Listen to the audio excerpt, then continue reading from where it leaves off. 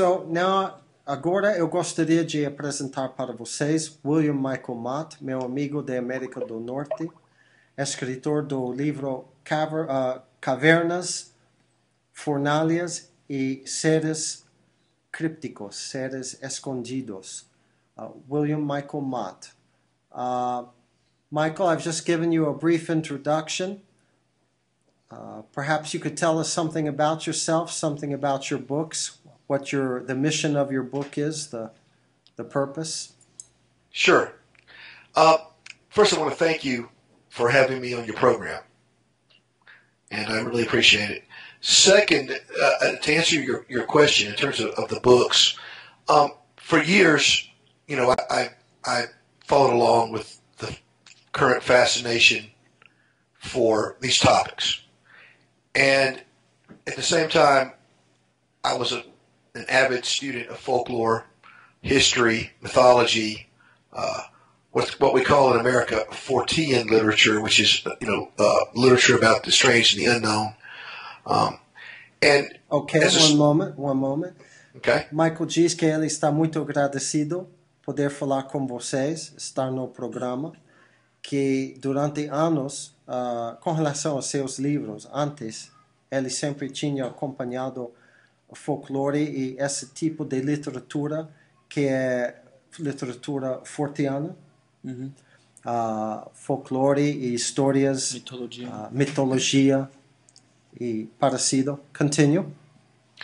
And one of the things that became apparent to me was that there was a lot of new, there were new interpretations for old phenomena, and this old phenomena has always been here. It's really nothing new. There's nothing wrong with new interpretations, but often the ancient peoples of this planet, everywhere, had a very good idea about where this activity was originating, where it came from, and what it was really about. All right. Michael explica que ele sempre tinha esta fascinação, este interesse em literatura antiga e que ele chegou a perceber que tem novas interpretações sobre este fenômeno velho, que as pessoas dessa época que documentaram o fenômeno, eles tinham já uma boa ideia de onde era a origem destes seres que apareciam. Continue. And, it became apparent after being a serious, student of folklore, mythology, religion, history, factual first-hand accounts, that what was going on was an ongoing exploitation of humanity and the ecosystem in general, the biosphere, the genetic diversity of the planet. Ok. Michael explica que ficou óbvio para ele, através deste estudo de folclore, mitologia, mistérios, acontecimentos, testemunho de acontecimentos, que estava acontecendo já uma explotação franca de seres humanos, de famílias e também do sistema ecológico ao redor de nós. All right? And, when you study, for instance, the modern day, and here, I don't know how you translate this, but so-called alien activities, you'll find that those same activities have always plagued mankind by these mysterious beings who are technologically more advanced than we are. They tend to be nocturnal for the most part. They tend to do their activities at night when we're at our most vulnerable, usually when we're asleep, or in an altered state of consciousness. They alter our consciousness, and it's just a very callous and intrusive activity, and it's always existed. Então, Michael explica que ele estudou as atividades modernas alienígenas e ele chegou à conclusão que, assim como em tempos passados, agora mesmo, a humanidade está sendo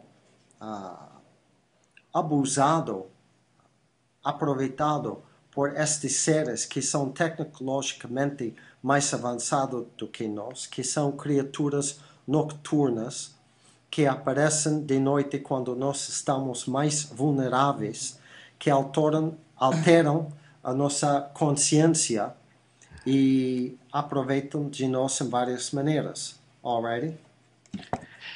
In the same way that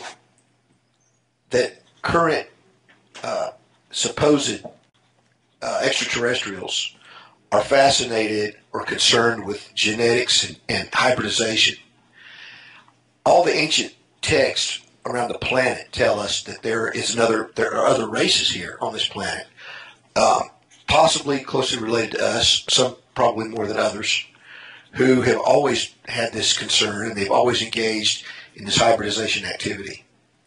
Bom, que assim como os alienígenas atuais têm esta fascinação por atividade genética, recoleta de material genética, a literatura velha, as histórias também contam que tem outros seres que moram neste planeta junto conosco, que já tinham mostrado um interesse neste material genético, já com propósitos de hibridização. Alrighty? As ancient texts, whether it's Northern European texts, Central American texts, Hindu texts, all over the planet, Japan, China, India, they indicate that these beings look at us as a resource, and they're very callous about it. And I'll say some more about that in just a second. Alright. Ele explica que assim como estas literaturas antigas, histórias, já seja da Europa, América do Sul, que sejam hindu, do Japão, China, descrevem que estes seres nos veem numa maneira muito materialista, como recursos, humano. Um recurso humano para ser coletado, para ser aproveitado, com uma atitude áspera que tem para conosco. All right?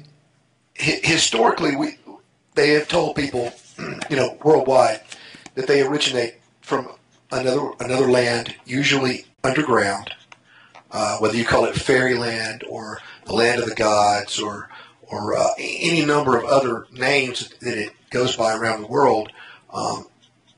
They have always identified themselves as being subterranean.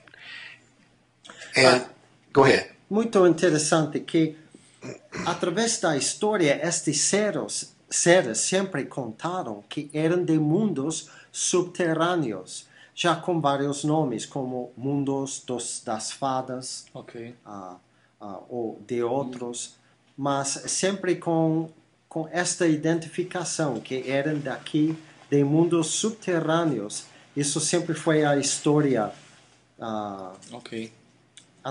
o que contavam através da história. Continue. Right. Only now, with the passing of the 20th century, when we have a certain level of technology and possibly weapons that could allow us to protect ourselves, do we see an extreme campaign of disinformation coming from these beings, in which they try to convince us, they go out of their way to try to convince us that they come from up there, from this star system or that star system. And it's simply misdirection. As we look up, we fail to look down and around ourselves and beneath our own feet. Interessante que só agora que já que temos certa tecnologia, informação e que nós podemos defender-nos até certo ponto, que existe esta campanha de desinformação para convencer-nos que eles são de lá acima, de algum lugar no espaço. Uma E, estrela. claro, ou estrelas, do mundo de estrelas. E já olhando para cima, nós esquecemos de olhar para baixo, na direção correta, de onde realmente são. Alrighty? Okay, now I've got a couple of points I would like to make, so I may have to divide this into two. Alrighty? First of all, these beings come to people in the dead of night. If they're technologically advanced, they should be able to do whatever they need to do without anyone ever knowing that they're there. In other words, there's no need to wake somebody up. They could do it simply while you sleep, leave you in an altered state of consciousness or whatever it is they do, and they could extract whatever they need, and they could leave, and no one would even know they had been there. But instead, there seems to be a program of conditioning at work, something that's always existed, in which they seek to let the person be part of the experience and experience extreme fear and often extreme pain. This is a sadistic type of behavior. This is akin to rape. And it's a form of Pavlovian conditioning. It's also known in psychological circles as the Stockholm Syndrome, in which they condition you to feel an attachment to your tormentor. Alrighty.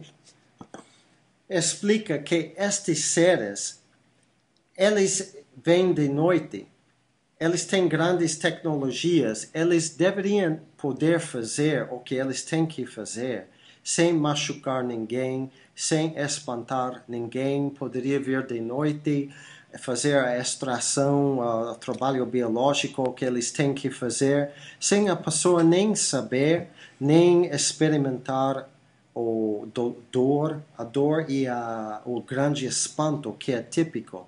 Que o que estamos vendo é um programa de um condicionamento áspero da pessoa, para que a pessoa experimente dor,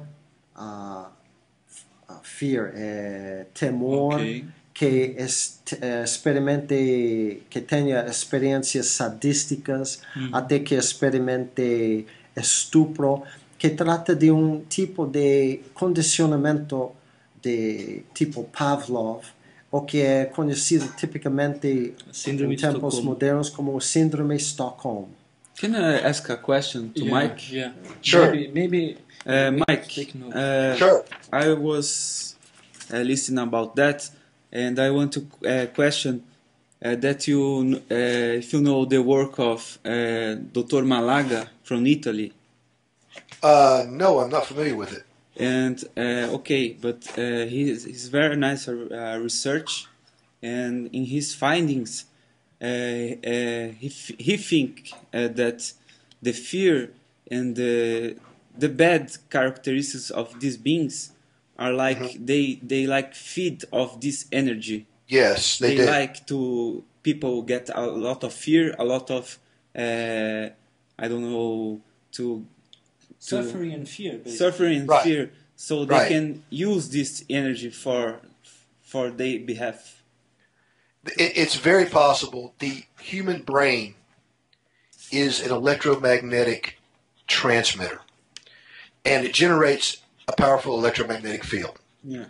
And it generates the most powerful electromagnetic field when you are either very scared, very frightened, or very enraged. So it's very possible that is a part of what's going on here. This may be something that is both physical and spiritual. And the interesting, you want to translate that before I continue? Yeah.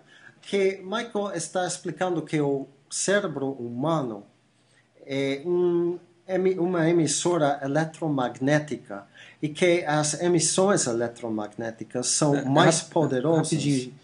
Vamos só primeiro traduzir a minha pergunta, né? Para as pessoas saberem que eu perguntei. Se o Michael ele acha que o motivo desses alienígenas virem para cá desse jeito, assim, de propósito, gerando medo gerando desconforto no meio da noite, se não é um propósito para eles se alimentarem dessa energia.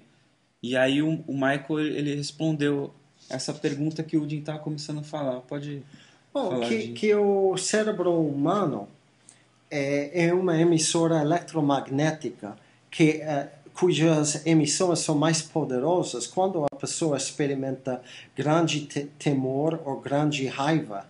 E pode ser que eles estão provocando estes sentimentos de propósito que alimenta eles mesmos de algum jeito. Vamos deixar o Michael continuar. Go ahead, please. Oh, sure. Did you guys have another question? Or you want me to continue? No, continue with that. You were in the middle. Okay. Yeah. The idea that these beings have now proposed is that they are from somewhere else.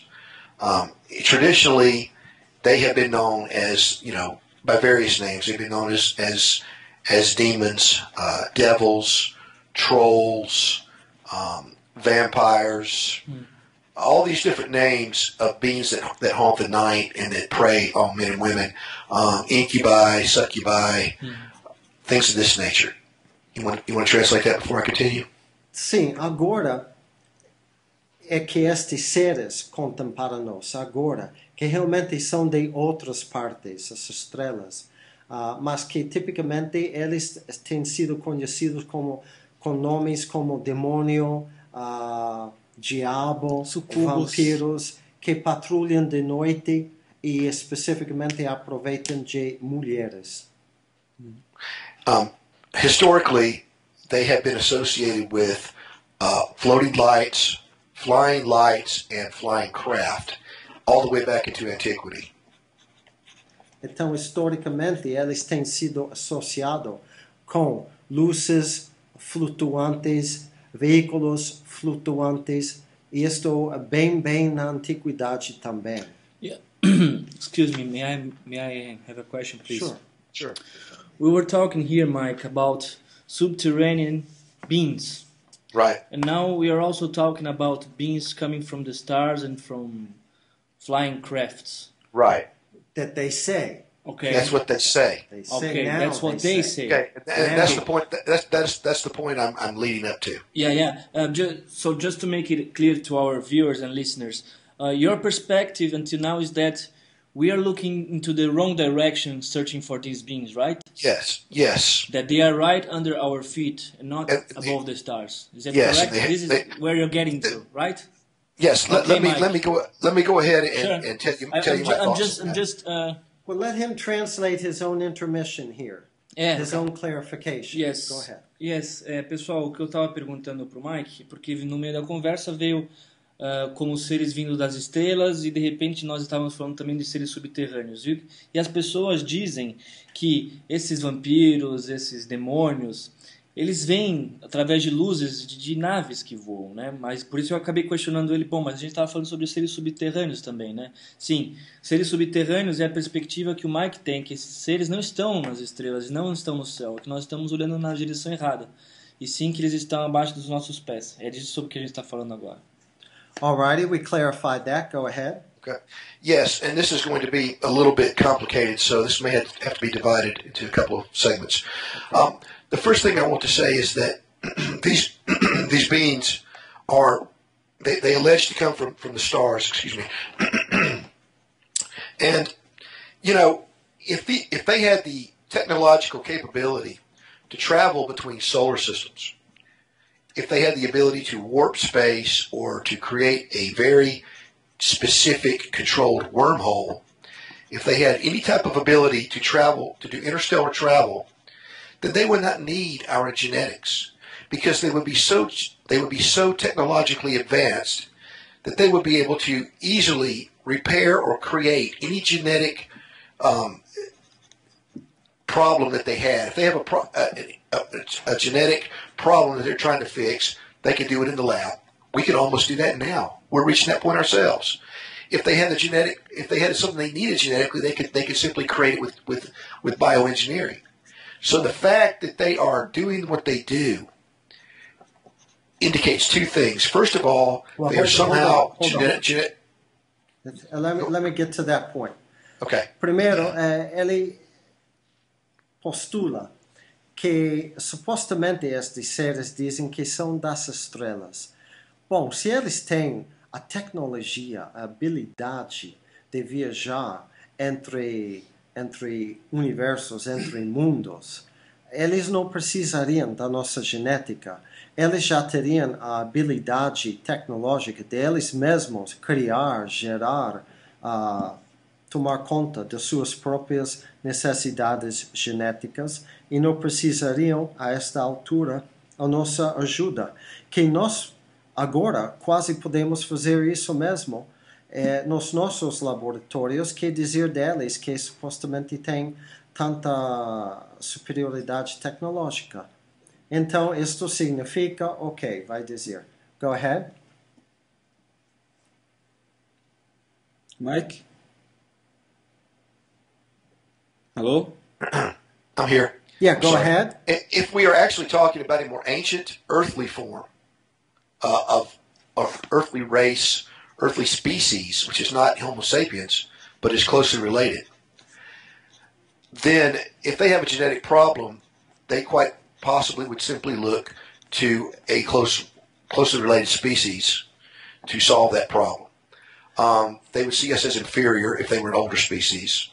They would see us as a resource, and that would explain the attitude that they exhibit when they do the things that they do.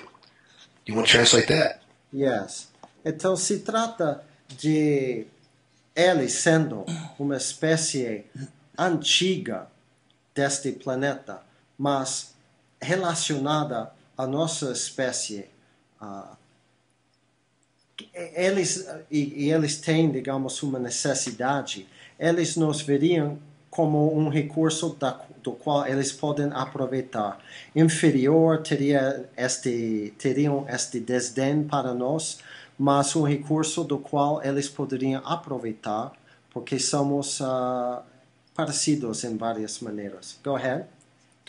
In Northern Europe, the legends there of the various types of beings from under the ground that come after people, they have a fascination with young maidens and young men, and they openly tell in the folklore that they are interested in strengthening their own bloodline. They need fresh genetic material. They need the influx of human beings in order to survive. This is because inbreeding can destroy any population. They also have a fascination for infants, children, things of this nature. So it's as if we are being used as not just a resource, but it's a form of species rape. Where as a species we are being exploited. Go ahead and translate that. All right. Então, as legendas do norte da Europa explicam sempre que estes seres subterrâneos procuram já donzelas jovens e também moços jovens, e eles mesmos explicam para as pessoas que eles precisam de sangue humano, precisam de uma regeneração para poder continuar sua própria espécie subterrânea, um influxo de sangue para eles sobreviverem. Right. All right. Go ahead. The most, if you study, for instance, UFO accounts, you will find that the vast majority of UFO sightings occur over or near bodies of water, and that more often than not, you see UFOs coming and going either from bodies of water or from the ground itself. They will go into the side of a mountain. They will come and go from a volcano. It's obvious that this is where they have always come and gone from. And our ancestors, worldwide, our ancestors knew this. Bom, então, na maioria dos avistamentos de UFOs, vemos que acontecem perto d'água e que desaparecem dentro da água, saem da água, ou que entram já na terra, na contrapé, ladeira de uma montanha, ou entram em vulcão, que sempre era assim, sempre existiam estes acontecimentos.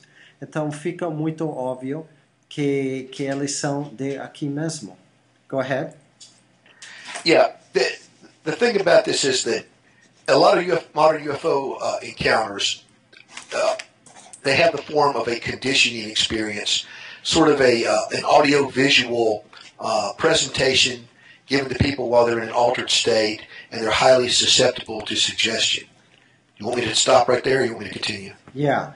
É óbvio que dos relatos que temos, que o que acontece durante a abdução, a experiência, é que é uma forma de condicionamento, até com apresentação audiovisual, quando a pessoa está num estado vulnerável e muito impressionável. Go ahead.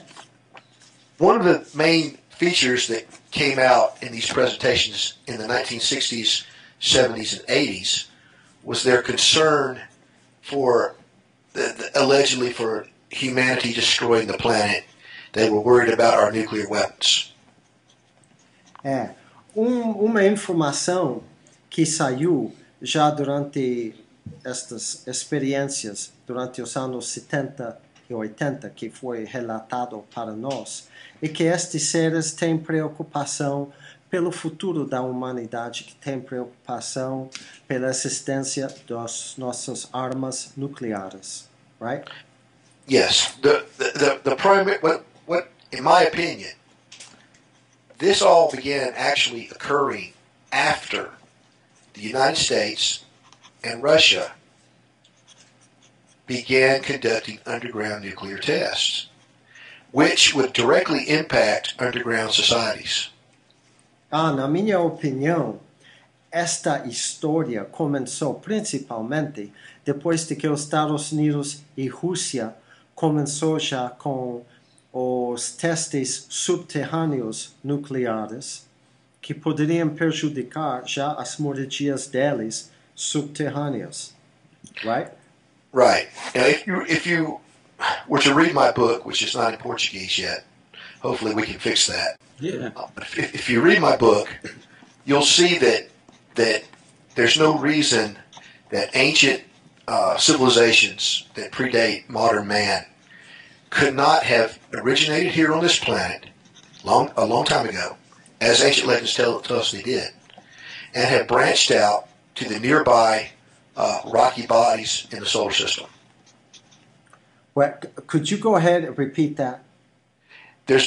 If you read my book, which isn't in Portuguese yet, but if you read Caverns, Cauldrons, and Concealed Creatures, you'll see the evidence that ancient pre-human societies may very well have branched out into the nearby rocky planets in the solar system, and by that I mean the Moon and Mars.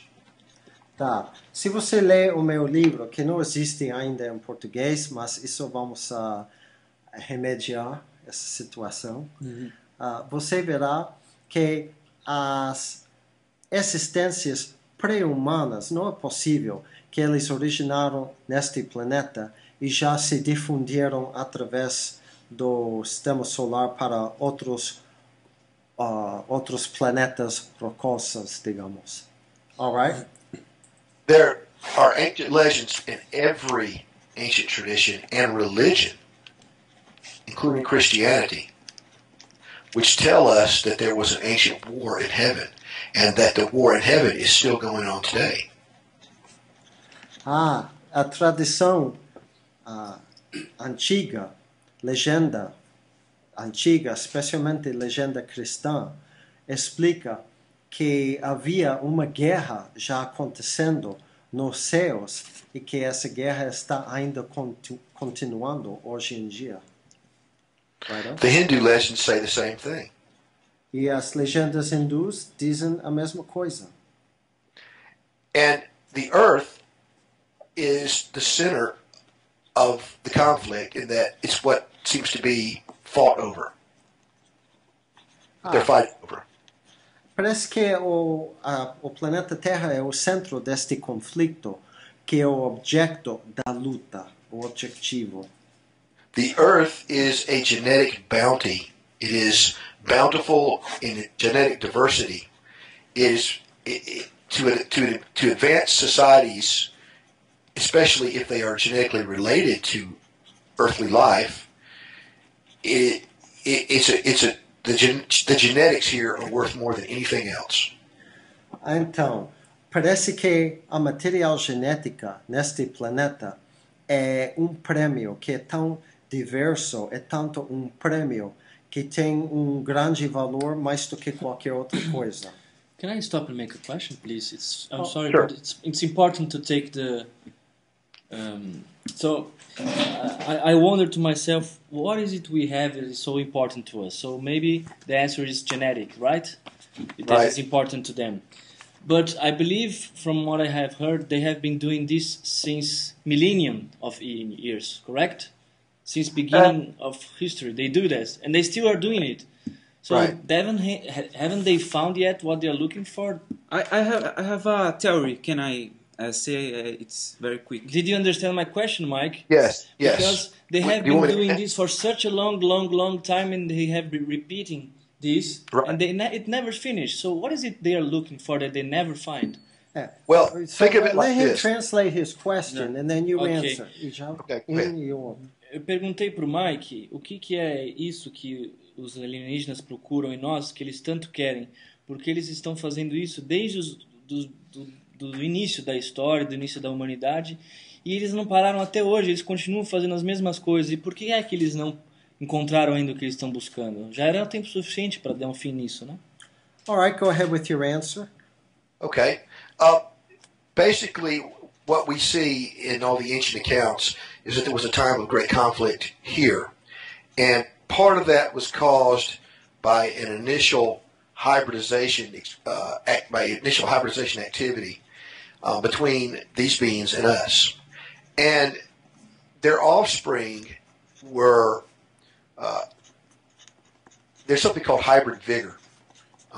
When you cross species, where you create a hybrid which is very strong, very healthy, often larger, but in some way there are advancements made by the hybridization, but usually they are genetically sterile, or they have a very hard time reproducing. All right, let me do that. Okay, go ahead. Os velhos relatos explicam que houve conflito aqui, neste planeta, em tempos antigos, causado por esta luta pela material genética, que havia causado por atividade de hibridização entre nós e eles, e nós e outra espécie, que o que resulta da hibridização é certo vigor, certo ser é produzido superior em algum jeito, mas que o problema acaba sendo que esse ser criado superior já é estéril. All right? Sterile. Go ahead. Right. So if they are related to us from this event or series of events, they seem to, and this is from all of the folklore around our planet, and this is even in, believe it or not, the Christian Bible, they require a regular influx of human genetic material in order to continue as a society. They have reached the point where they are at a dead end, and they have been, and so they have, since they're part human and they're part something else, they have to regularly have an influx of human genetic material. Okay. Então, se eles são relacionados a nós por causa deste conflito entre material genética, e isto é explicado em todas as legendas antigas e na Bíblia também, que eles precisam desta continuação de material genética para eles continuar com sua raça híbrida. Okay, I got it. It's like gas and oil. They need to come back to refill it. Yeah. Just as we need to put in our car. But I just want to say very quick other theory, Another theory. Yes, that I read about. I'm researching a lot. This Dr. Malanga and other people said the big boss of these aliens, they are not from other space, like you say. They are from here. And the name of this spirit, I don't know, it's archons. It's from Gnostic theory too. They say, do you know about these archons? Yes, I do. Well, let's translate here first. Okay. Pode traduzir seu comentário, Sérgio, e já sua pergunta, Eric.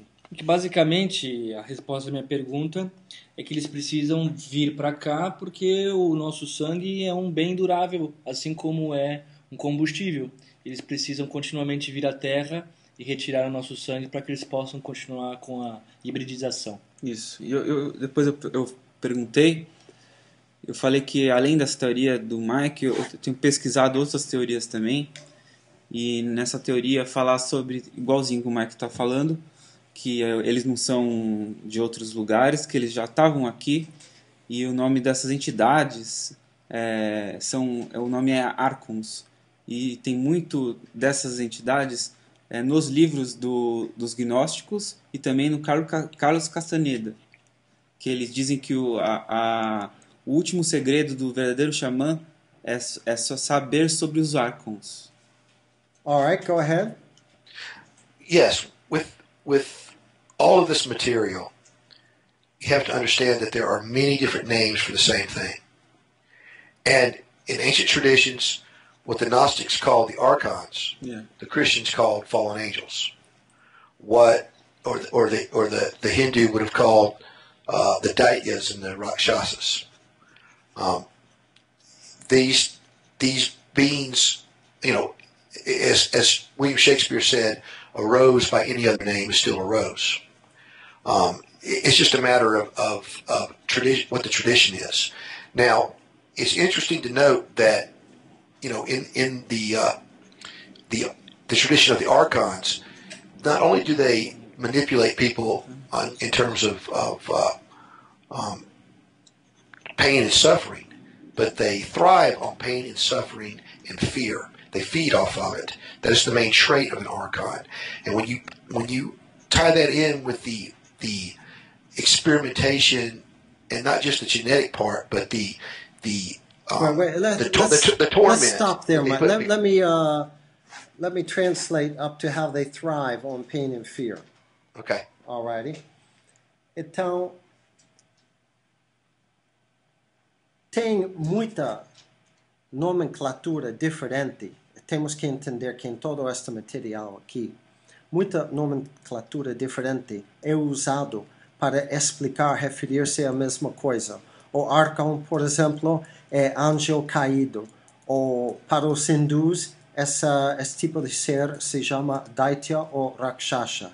Mas como falou Shakespeare, uma rosa, por qualquer outro nome, ainda permanece sendo uma rosa. Depende da tradução, tem nomenclatura diferente. E que estes arcons não só gostam de causar dor e sofrimento na pessoa, senão parece que eles mesmos se alimentam do dor e do sofrimento dos seus cativos. All right, go ahead. They thrive off pain and suffering.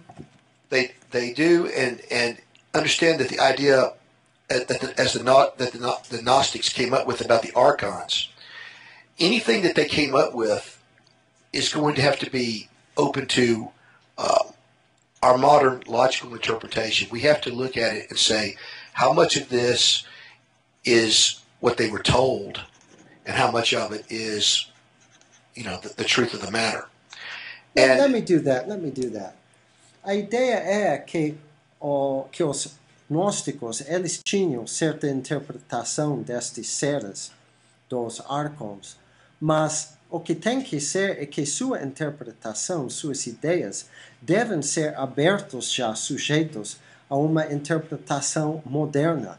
Temos que distinguir o que realmente é uma interpretação objetiva e o que foi dito para eles dizer. All right? Okay? People always try to come up with an explanation for these mysterious events, and often, too often, they listen to the very things that are tormenting them for their explanation. There's no reason to believe that these beings are going to tell the truth if it does not fit their agenda, Okay. or if it will interfere with what they're doing. All right? Interessante que as pessoas que têm estas experiências com estes seres, eles sempre querem explicar estes eventos misteriosos como ouvindo esses seres mesmos contar para eles e já passando para os outros a versão da mesma gente que os está atormentando. Que é uma certa ironia.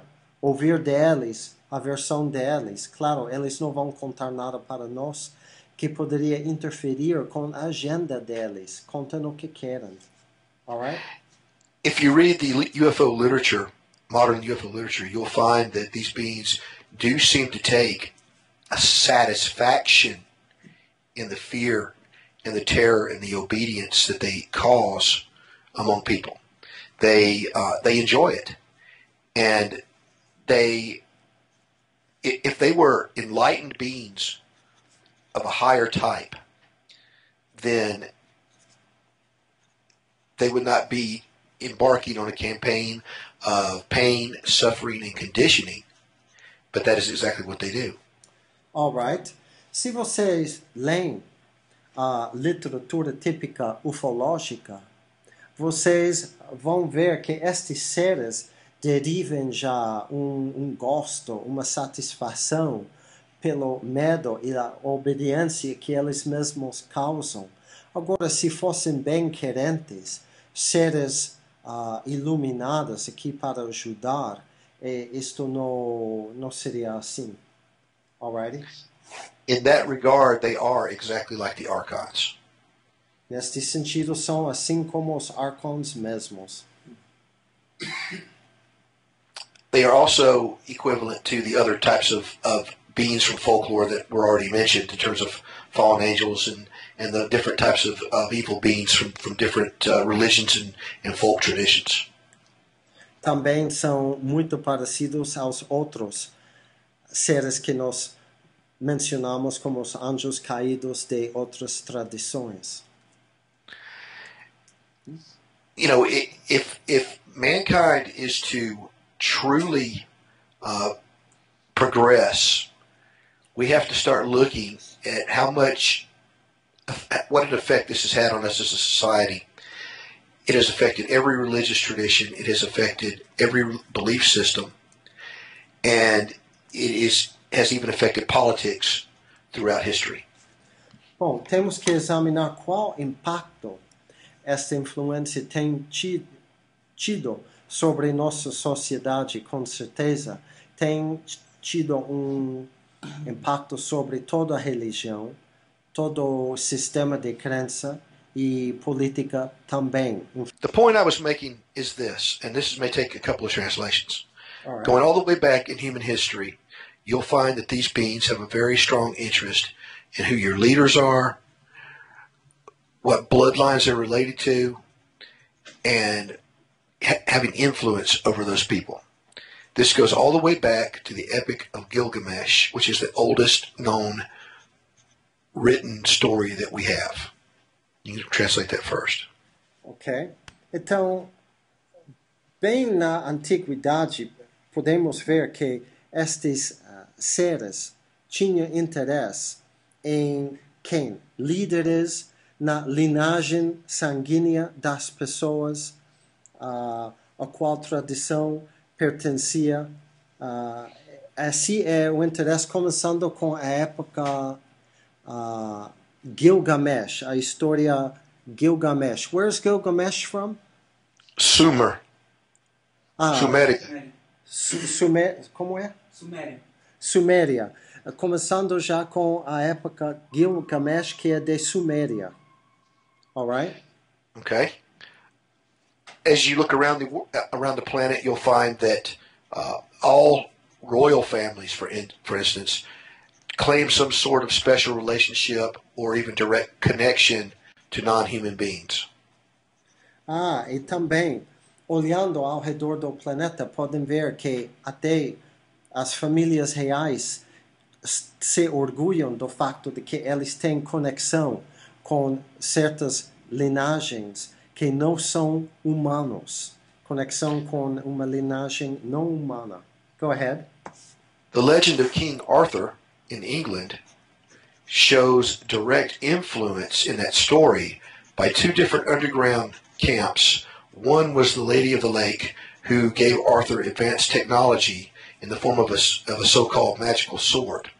The other one was Merlin, who was half human and half subterranean, and he had a huge influence on the politics. Então, por exemplo, a história do rei Arthur e a mesa redonda trata de dois grupos subterrâneos, consistindo da dama do lago, que tinha interesse nessa espada, e Merlin, cuja mãe era subterrânea, e ele também tinha muita influência sobre a política na superfície do planeta. All right? Napoleon was visited. Witnesses saw him have a visitor that would appear in his chambers, somehow would get past his guards. He was called the Red Man. He was a small man dressed in dark robes, and he would appear and have meetings with Napoleon, and then he would disappear.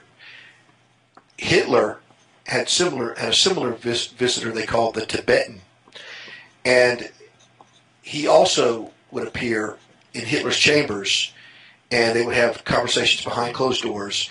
This person was seen by many witnesses. They could never figure out how he got there or who he was, and often Hitler seemed very shaken after these encounters. Alrighty. Napoleão tem testemunhas de que Napoleão foi visitada repetidas vezes por senhor, homem vermelho que era pequeno, que vestia roupas escuras, e ninguém sabia como é que ele entrou e passou pelos guardas, mas que ele foi visto aí dentro conversando com Napoleão. E Hitler também tinha estas conversas com o tibetano. E também ninguém sabia como é que ele conseguiu acesso a Hitler, mas foi visto já conversando com Hitler. E Hitler sempre parecia muito visivelmente temeroso, tremendo depois das conversas com este tibetano. Hitler was told by this being that it was his destiny to merge the German people with this subterranean race of superior giants. And Hitler called this the new man. Go ahead and tell that part. Então foi dito por este tibetano a Hitler que era o destino dele reunir o seu povo e já fusionar o seu povo com uma raça subterrânea de gigantes e produzir já o que Hitler tratava do homem novo, o homem moderno, new man. Hitler is on the record. O homem supremo. Homem supremo. Go ahead. Hitler is on the record as having told someone, "I have seen the new man. He was intrepid and cruel, and I was terrified of him." Hitler, documentado, falou que eu tenho visto este homem supremo. Ele era atrevido e cruel, e eu fiquei aterrorizado dele. These beings have always manipulated mankind. They've always manipulated us for their own selfish purposes. Estes seres sempre manipularam a humanidade para seus propósitos egoístas. And I guess if you guys want to ask me some questions, I'm ready. Ok, então agora eu estou pronto para receber algumas perguntas. Let me think.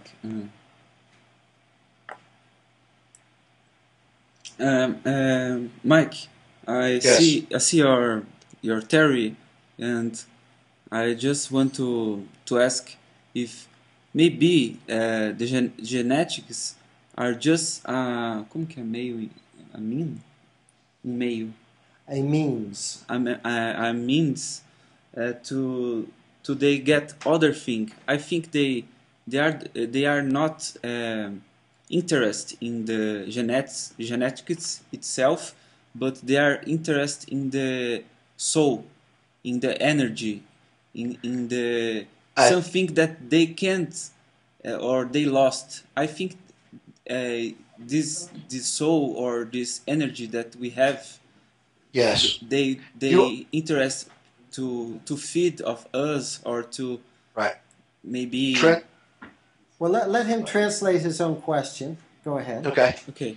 Vai traduzir. Eu perguntei pro o Mike que eu tenho pesquisado bastante sobre essas teorias e talvez a genética em si é só um meio para eles conseguirem outras coisas, que é o que eu acho que eles realmente estão atrás, é a energia do ser humano, a alma, como se diz, é a consciência, e talvez eles se alimentem ou perderam essa parte que todos nós possuímos, né? Quase todos nós. All right, go ahead with your answer. It is about the genetics, but it is about the human soul. Yeah. It is an ancient conflict that is told about in every religion on our planet. Christianity in particular talks about, in the beginning, in the so-called Garden of Eden, that a conflict arises and they are told that there is going to be a continual battle for supremacy between the seed of the woman and the seed of the serpent. Então, trata, Go ahead and translate that. Yeah, trata de genético, mas trata da alma também, que este conflito sempre existia, começou na Bíblia, de acordo com a tradição cristã, no jardim do Éden, que foi dito aí que sempre existiria conflito entre a semente da mulher e o semente do serpente. All right?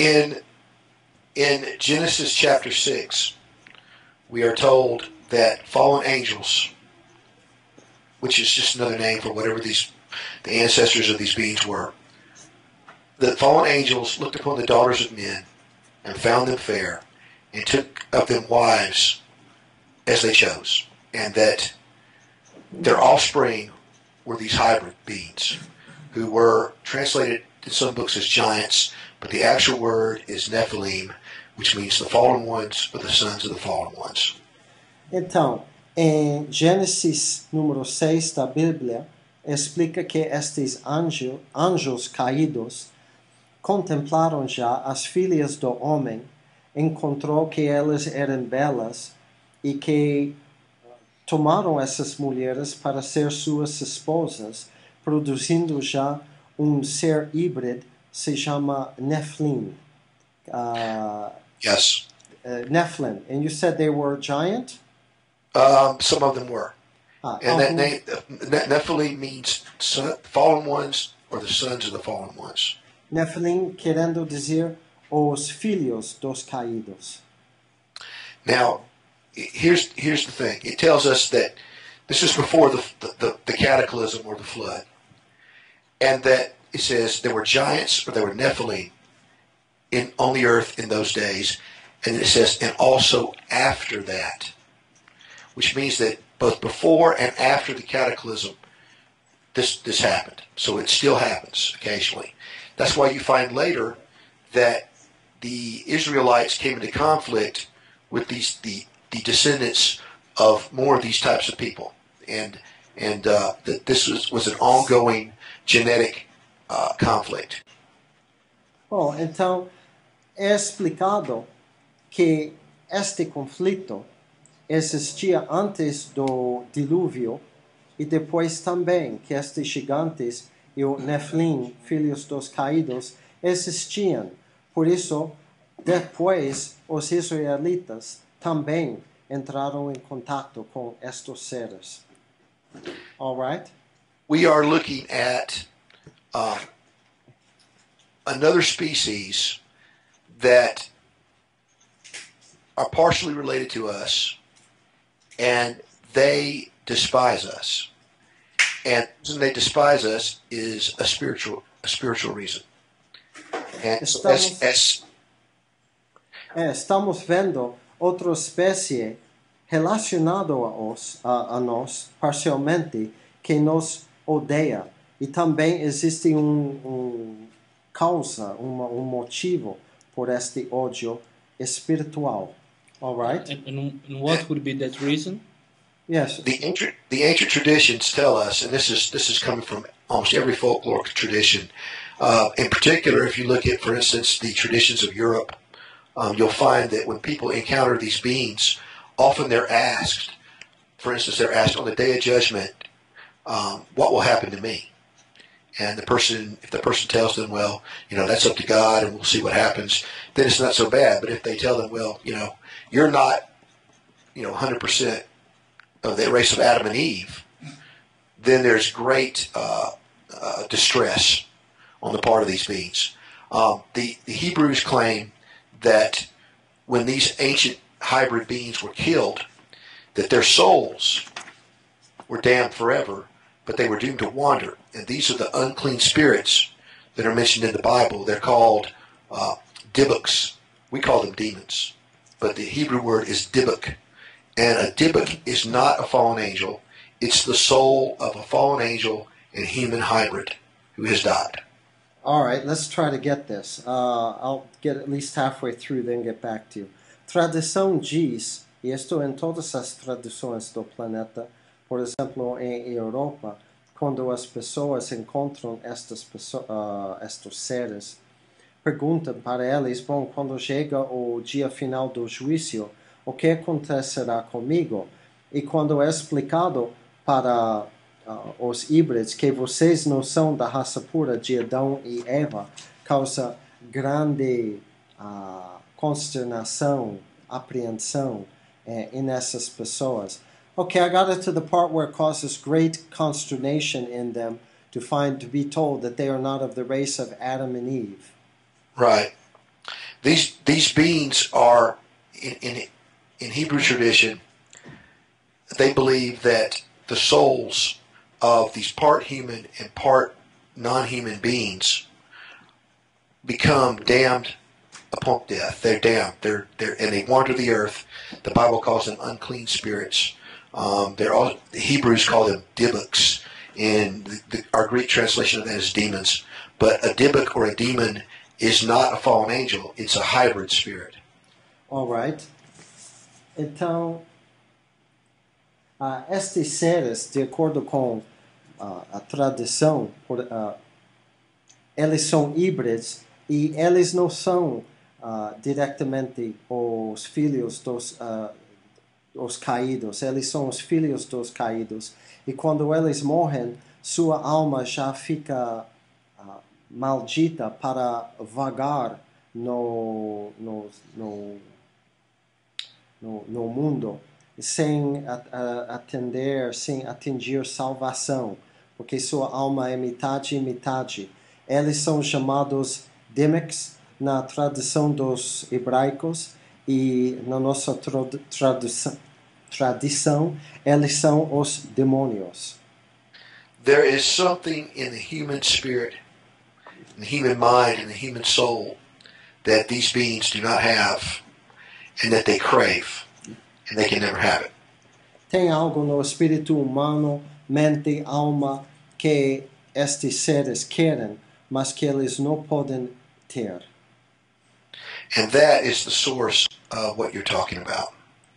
E essa é a fonte que eles procuram, que você falou. Yes, I think is the same. Yes. The real the essence, I think they looking for the essence they never can never get anymore, because never. Yeah. And it's very sad, but it's not our problem. Yeah. Things like that. For sure. Well, Michael, I have a question. Mike, eu tenho uma pergunta. We're talking about underground manipulation of the surface world.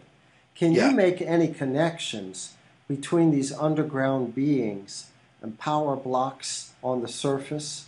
Which underground type of being or section or area do certain blocks belong to?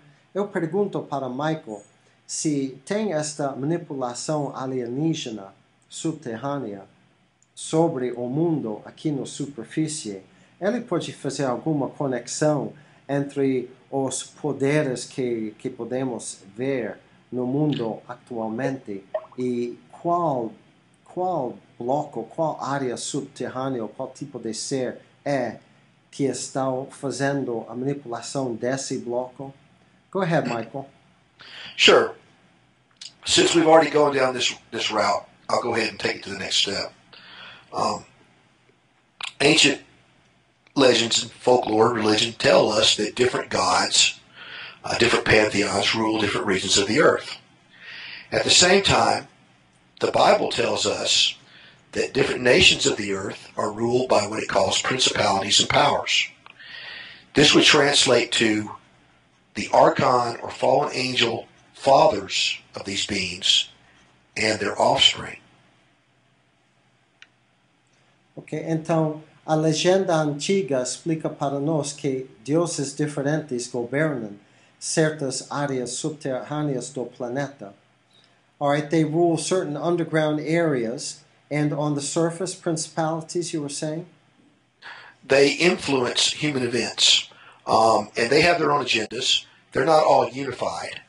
They're just like human nations. They have their own agendas. They have sometimes they work together. Sometimes they're seen in conflict with each other. E eles têm influência sobre eventos humanos na superfície. Não estão sempre unificados. Às vezes têm conflitos porque têm suas próprias agendas cada qual. All right? That's very interesting. Because you were speaking about the Israelites coming into contact with the Nephilim.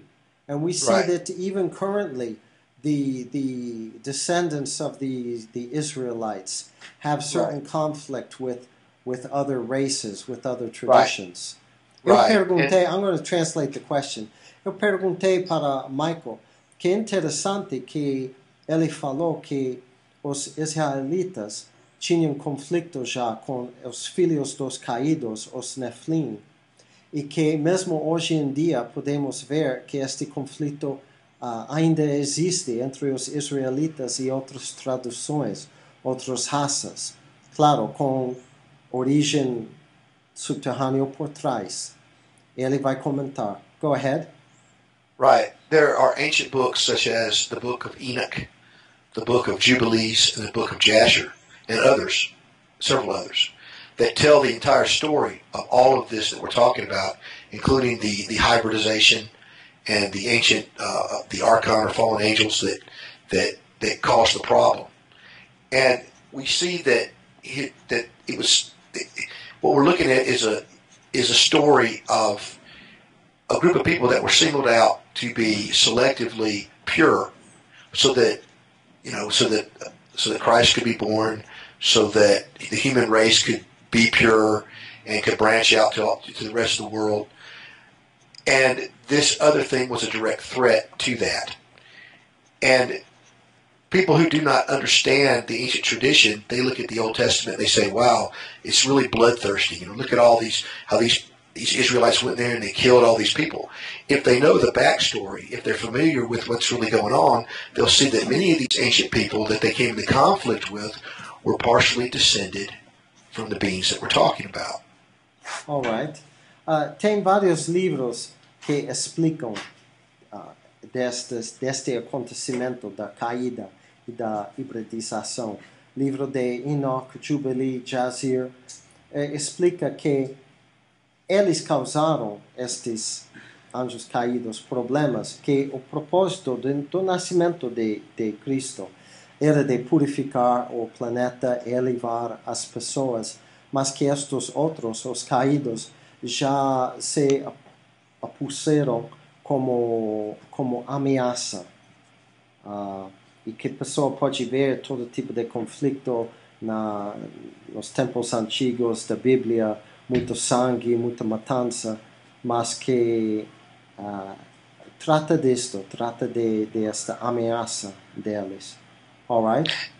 In the Hebrew tradition also, there is a tradition of something that was called the pre-Adamic world, or before Adam. And in the pre-Adamic world, there were human-type beings, but they were not of the bloodline of Adam and Eve. These beings were led they were led down the way of following after these archons or fallen angels, Satan specifically, as a false god. They too are part of this whole thing because they are somewhat related to us, but they are not us. Okay, could you repeat that, and then we'll try to wrap it up a little bit? Sure. Hebrew tradition, pre-Adamic. And also in the Hebrew tradition, there is a tradition of what's called the pre-Adamic world, or before Adam. In that tradition, there are other beings and other civilizations that existed before Adam and Eve. For instance, when Cain was driven away from Adam and Eve for murdering his brother, it said he went east to the land of Nod, where he took a wife. Obviously, there were people in the land of Nod who were not related to Adam and Eve, or else Cain would not have been able to go there and take a wife. So there are ancient people. Let me do that. Na tradição hebraica, explique que nos tempos pré-adâmicos que havia outro tipo de ser. Por exemplo, foi explicado que Adam went east to the land of Nod? No, Cain. Cain foi ao leste à terra de Nod e tomou uma mulher. Claro, tinha que ser outra terra, outra tradição, senão ele não podia ter ido lá para tomar uma mulher. The ancient traditions tell us that there were other people, but they were not descended from or related to Adam and Eve. Let me translate that. As tradições explicam que havia outra gente, mas não descendida de Adão e Eva, não descendente, era outros gentes. So they are not part of the modern human family, but they existed nonetheless, and they are part of this whole thing. We probably see evidence of them in the fossil record. Que não são parte da família moderna humana, mas que eles formaram parte dessa história no começo e provavelmente vamos encontrar evidência deles no futuro. Fóssil. Falsificado. Fossilizados. And this is part of the whole thing too. This is all interrelated. Faz parte, entrosa com toda a história. Well, can I ask one last question? All right, one last question, Michael?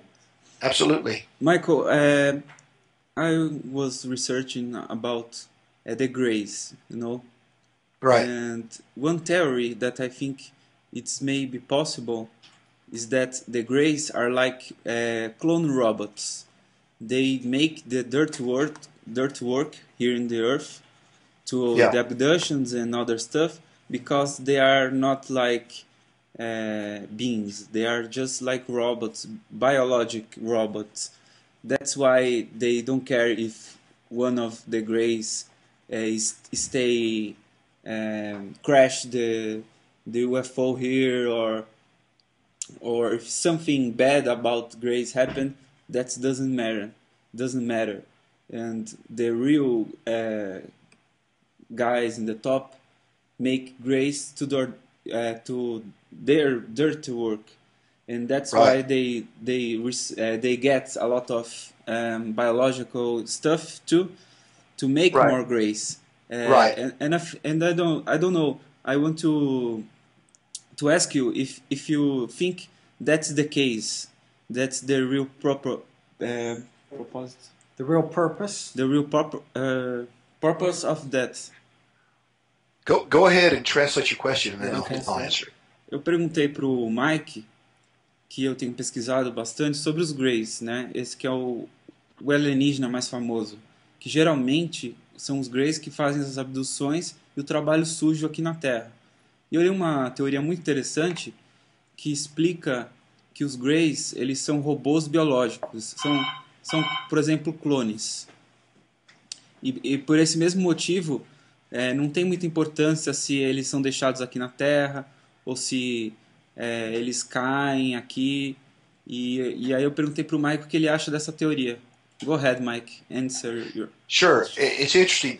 Dean can tell you that in my book, Caverns, Cauldrons, and Concealed Creatures, I was one of the first people to actually look at that and say, yes, these are genetic robots.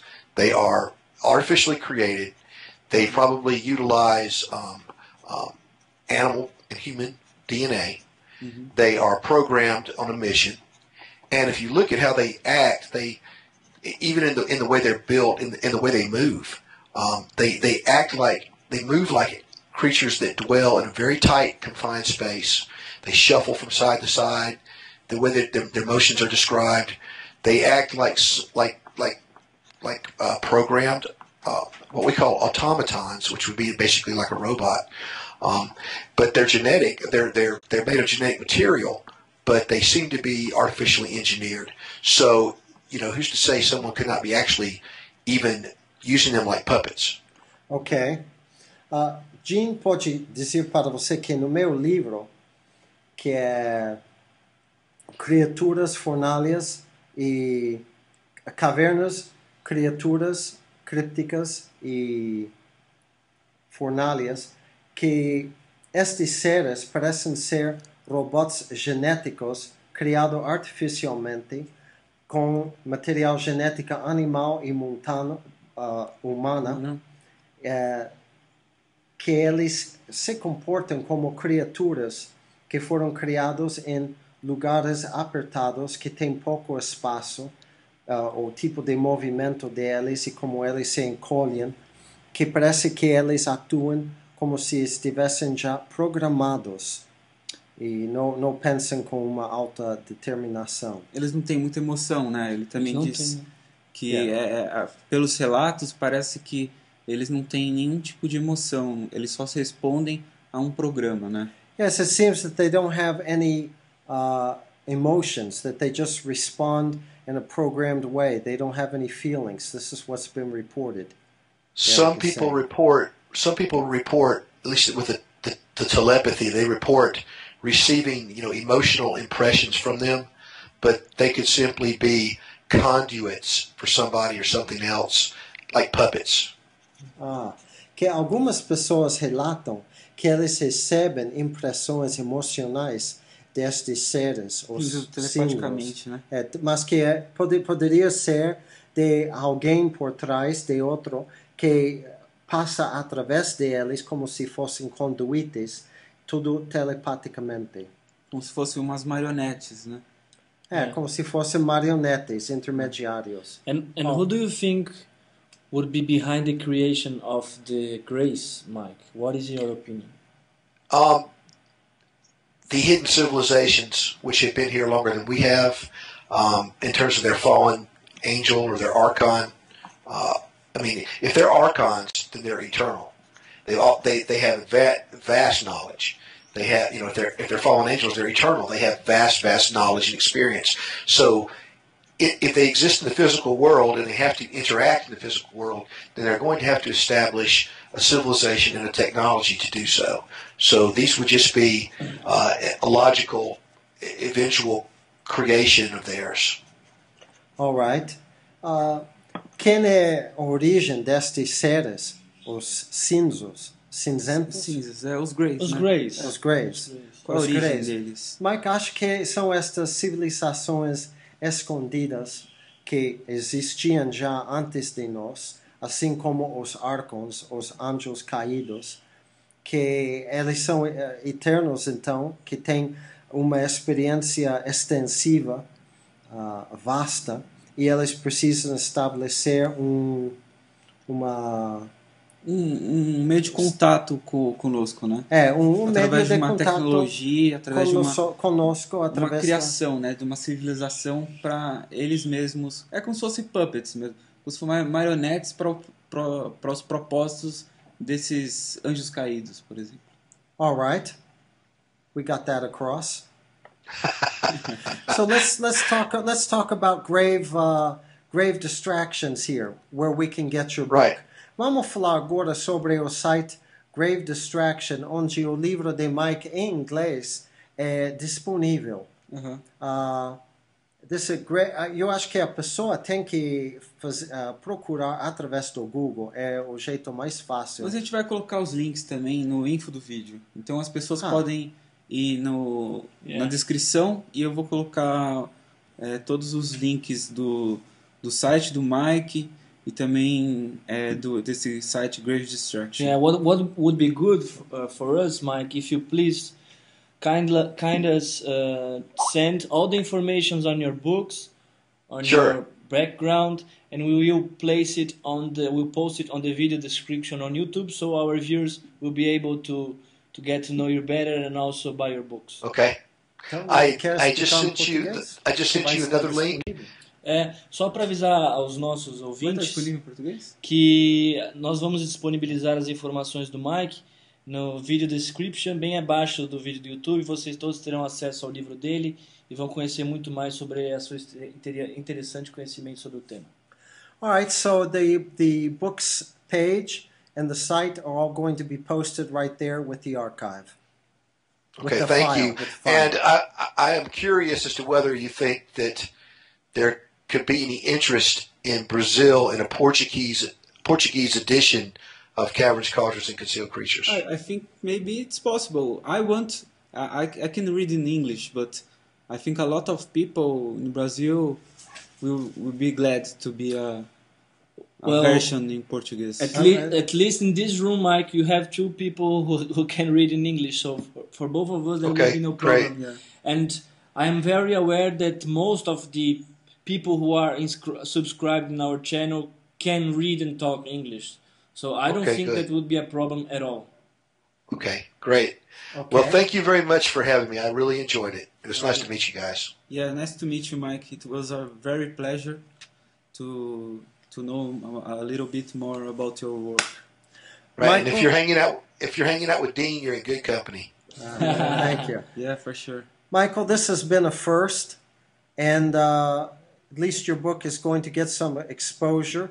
These fellas, they get a lot of hits on their page, and there is a whole readership in Brazil that reads through the English language. All the professional classes, they do at least read English, whether or not they're fluent speaking it.